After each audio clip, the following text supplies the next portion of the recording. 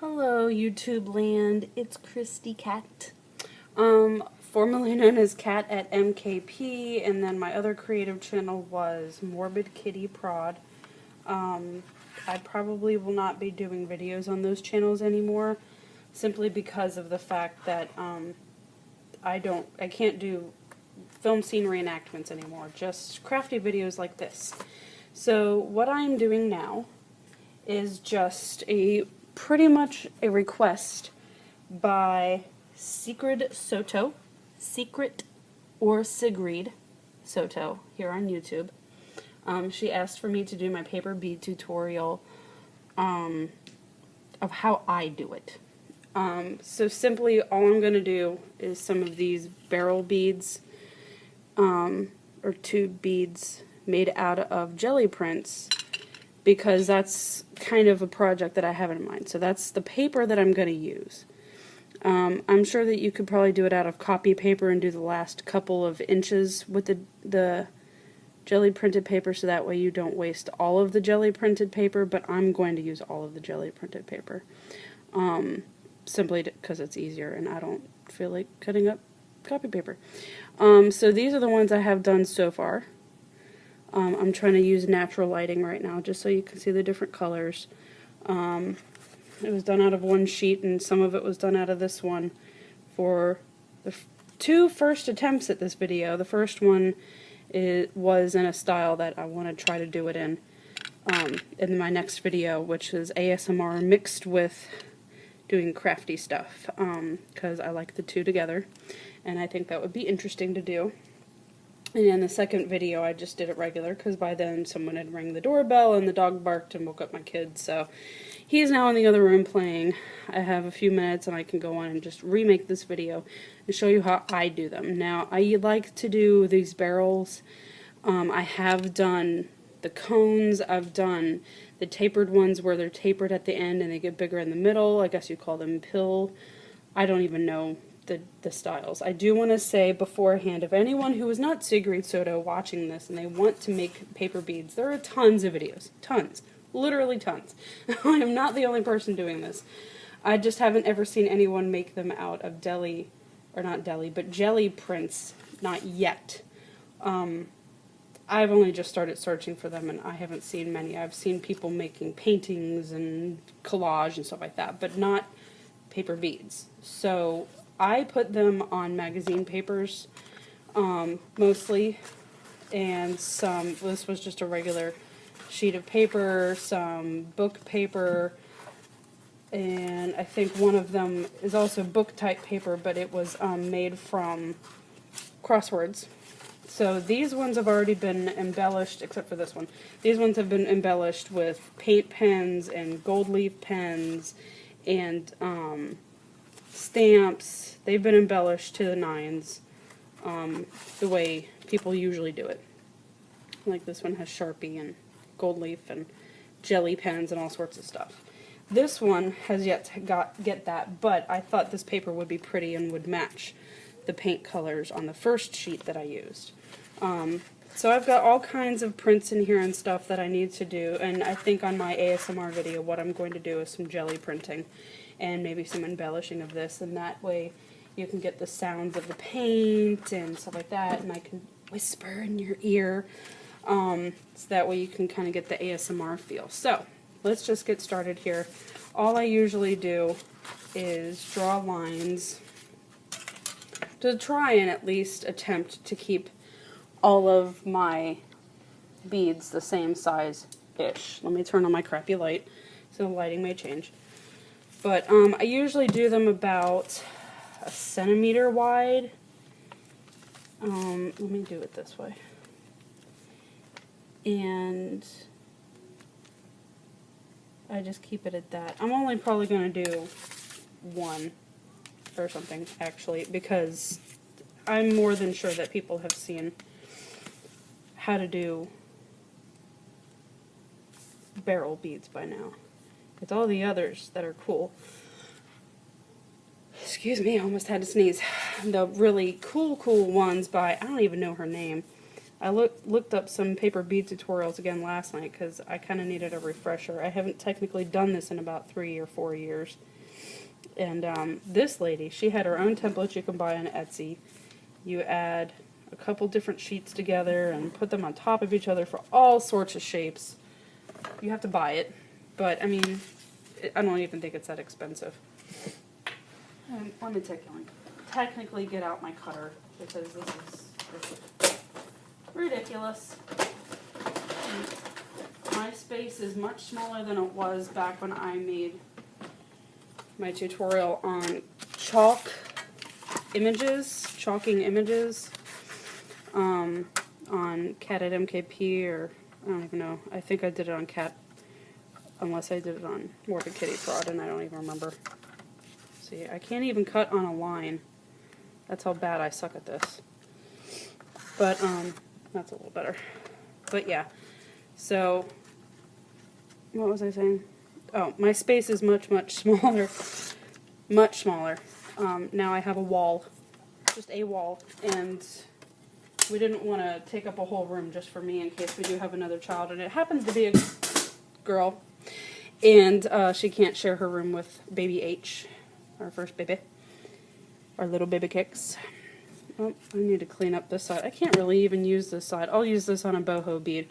This is my boho bead, Sigrid, that I use the paper with. You saw the paper on, or the picture on Facebook, but this is it in full color, full Technicolor. It's almost as long as one of my fingers. Actually, it is about as long as this finger, because I have small hands. And that's what was funny on my first YouTube channel, was someone said, "You have mannish hands." I'm like, yeah, really? They're really actually very small. I can wear small gloves, and I'm a size 6.5. And I can never find those because that's actually really popular, mind you, popular size of ring. I think I'm going to use this end.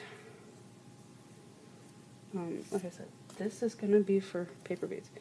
So what I do now, I think is a good idea, because when I was practicing this actually worked really well, is miter the corners, because then at the end, when the ends don't meet, the hole is actually a lot cleaner. I use a skewer. I have absolutely no paper bead making tools. I use a skewer. The beads, the hole size at least then is pretty good. You know, I mean, I could probably put small chain through it.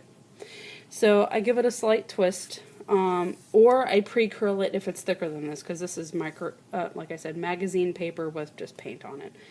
And they went just fine when I was making them. So what I do is I start it, and by rolling it away from me, I'm able to sort of get a tight beginning, and then I turn it so that way it's facing me, and I just try to keep the ends together. Try, being the operative word. And then I mess it up quite a few times. You could probably hear my kid in the background giggling and laughing his little booty off, because he's great like that. He's a very happy baby, except when he's had his naps. That's why when he naps, I quietly create, or I play my SimCity Build It, or get on Facebook or YouTube and put on my headphones. And I stay quiet, because otherwise his naps suck. And then that's when the dog gets thrown out in the garage, because she starts barking at things randomly, or people are mailing packages, or whatever, and she's barking at them. Or, like today, someone randomly rang the doorbell, and then when I got there, no one was there. So, yeah. Baby boy needs his naps, I'm telling you what. Otherwise, he is a monster. He is our little Godzilla. I will not say his name out of privacy. My husband would not appreciate if I just threw his name out there and millions of people knew his name suddenly. You're lucky you know that my real name is Christy. I prefer Chris or my self-given nickname, Cat. Now, at the very end, I put Scotch Quick Dry Adhesive, which I know is backwards for you, but because I have it on front facing so I can see what I'm doing. But this stuff works for me. I like it. I hate that it's so expensive. I wish that at Big Lots, they still had it for $2, but I never see it anymore. I should have stocked up when I saw it. Keep it upside down, it will come out better for you when you need it. And I just roly-poly it up and take the excess glue and smoosh it around the bead. And that's it. Now, fairly tight. My ends never match up. I am done trying to make perfectly lined up ends. I don't really know if you can see that. They're sort of jagged. Not really. This one's folding over. I don't care anymore. I really don't. I kind of like them all messed up now.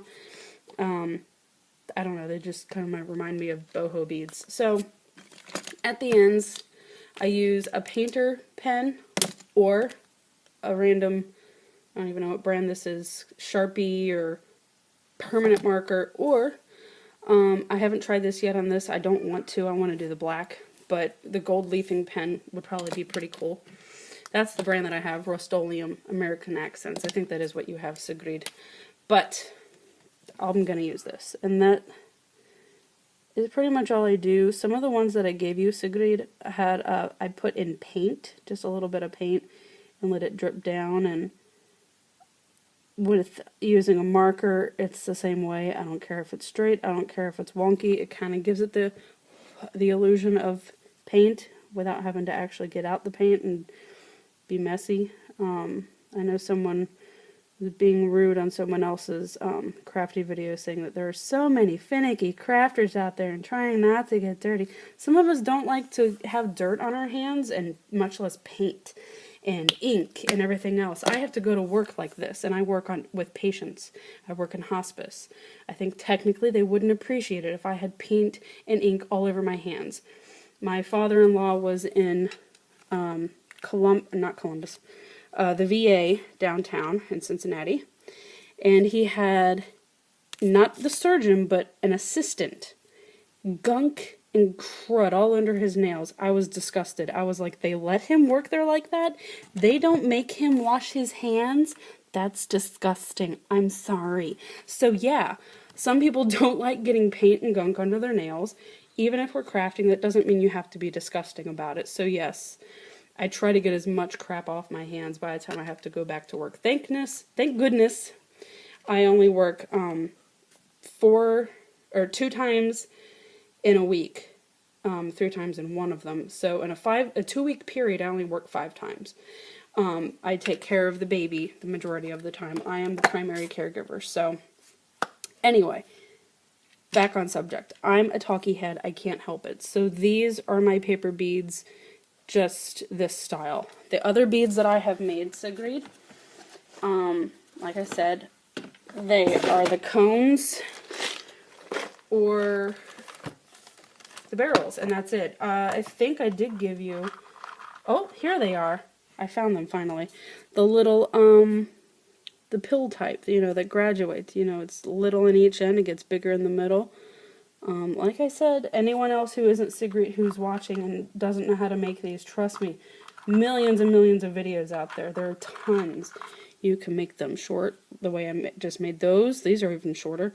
These are longer. You can make them skinnier by not having as much paper and just make them really good and skinny. Then you can do the cone type. Let me get a cone. Here's the cone type.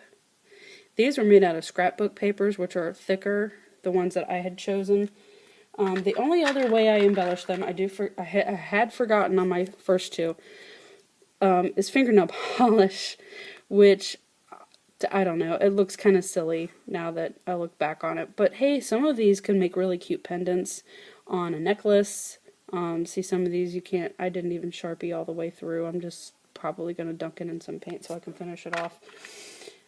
But pendants, earrings, charms on scrapbook stuff. This one is the pendant style, where you stack up multiple pieces of paper and keep a hole in the middle, and you put an eye pin or head pin through it and make a little pendant. And I made one of my cousins a necklace out of that style. And that's about it. I mean, I really haven't made many in the grand scheme of things. This is all I've made is, let's see if you can see this. These, which is not even that full. These out of newspaper and out of book paper. I made some from the book It. As you can see with the word dairy. It's backwards, but that is from the book It. It was falling apart. It was falling apart.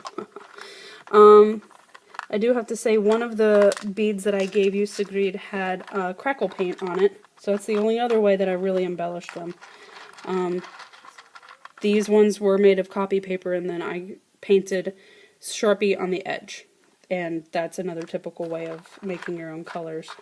And I made some pretty bright ones, and that was it really. But so these 3 of scrapbook papers and this one of the newspaper print or book paper, and that's it. I mean, technically this is not a lot compared to other people. I got on a pretty good roll there for a while. I made a couple of projects out of them, and then I haven't done it for like 3 years, I swear. So, but that's all I've done, and it's the same thing with clay beads. I've made, you know, a handful and then left it at that, and I haven't done it since. I've got a couple that my friend let me have that she had made when we were crafting together, and that's it. I've recently made some the regular pottery ones, whatever that's called, I forget all of a sudden, original Sculpey clay. So I could do the, whatchamacallits, for diffusers. Oil diffusers is the word I want, with essential oils. And I've made those because I'm going to be making some Christmas gifts and stuff like that. Or others for myself, and that's it. That's all I've really made. It's not as if I do this a lot. I'm not perfect at it. I'm not great at it. But after I do this step, I usually just use glossy accents or diamond glaze. I had been using diamond glaze a lot, but glossy accents works just as well to glaze it, so that way then you don't just have paper absorbing your oils and doing God knows what if you make it into a necklace. But they're really simple, and I kind of like the look of these Gelli printed ones, so I'm going to probably be making something for myself out of these. So, yeah, thanks for watching. If anyone is watching and you're not Secret Soto, thank you for watching. Give me a thumbs up. Subscribe if you like this. I will be having more tutorials and things on simple stuff, or at least just showing you what I'm doing in my craft room. I'm going to be playing with my jelly plate. It is a very simple homemade one, and it is definitely disintegrating or something. It's shrinking.